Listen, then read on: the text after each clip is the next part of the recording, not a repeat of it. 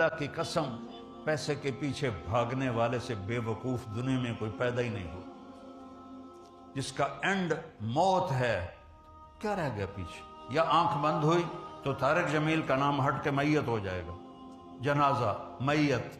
ہمارے پنجابی میں منجی آ گئی کہ نہیں؟ منجی چارپائی، وہ نام ہی مٹ گیا، چارپائی، جنازہ، میت۔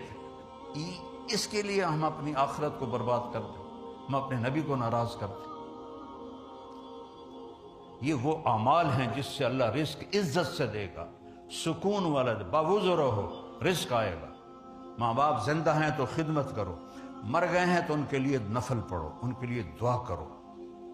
جب سے میرے ماں باپ زندہ دنیا سے گئے ہیں میں نے ان کے لیے نفل نہیں چھوڑا، حالانکہ میں کتنا سفر کرتا ہوں، وہ 6 سال سے سر درد کا بھی مریض ہوں، لیکن میں ان کے لیے نوافل پڑھتا ہوں، 10 اپنے باپ کے لیے پڑھتا ہوں، 10 اپنی ماں کے لیے پڑھتا ہوں۔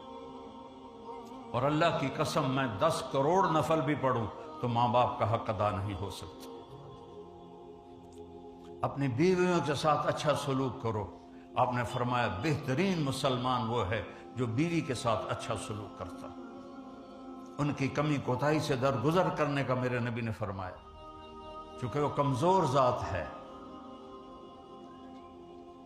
عاشروہن بالمعروف، اللہ مردوں سے کہہ رہا ہے اپنی بیویوں کے ساتھ اچھا سلوک کرو۔ فَإِن كَرِهْتُمُوهُنَّ، اگر تمہیں ان کی کوئی باتیں پسند نہیں ہیں تو اس کو صبر سے برداشت کرو۔ فَعَسَىٰ أَن تَكْرَهُوا شَيْئًا وَهُوَ خَيْرٌ لَكُمْ وَيَجْعَلَ اللَّهُ فِيهِ خَيْرًا كَثِيرًا۔ ممکن ہے اس کو اس برداشت کرنے میں اللہ تعالیٰ نے بہت خیریں چھپا کے رکھی۔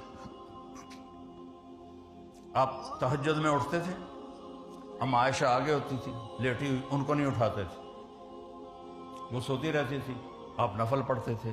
جب آپ سجدے میں جاتے تو اتنا وہ چھوٹا حجرہ ہوتا تھا جو 9 لاکھ کی چابی ہاتھ میں رکھتا ہو، جنت کی چابی بھی جس کے ہاتھ میں ہو، اللہ کا جھنڈا بھی جس کے ہاتھ میں ہو، ختم نبوت کی مہر بھی جس کی کمر پر ہو، تاجدار انسانیت کا تاج بھی اس کے سر پر ہو۔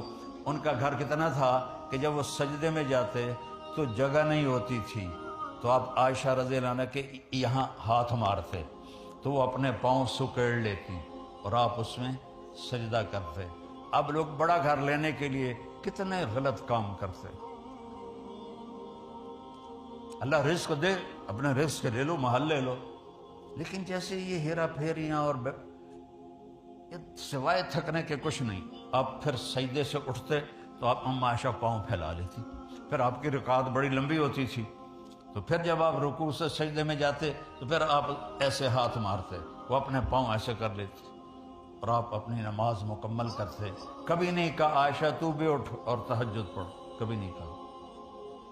وہ پڑھتی تھیں لیکن ان کا پڑھنے کا وقت دوسرا ہوتا تھا، لیکن آپ نے کبھی نہیں اٹھایا کہ نفل نماز ہے میں بیوی کو کیوں اٹھاؤں۔ اور جب آپ نماز سے فارغ ہو جاتے تہجد سے تو آپ ایسے کر کے نا لیٹ جاتے تھے، ایسے یہ سیدھے ہاتھ اس طرح کونی کا ٹیک لے کر نا اس طرح لیٹ جاتے تھے، تو اما عائشہ اٹھ کے بیٹھ جاتی تھی اور فجر کی اذان تک آپس میں پیار محبت کی باتیں کرتے۔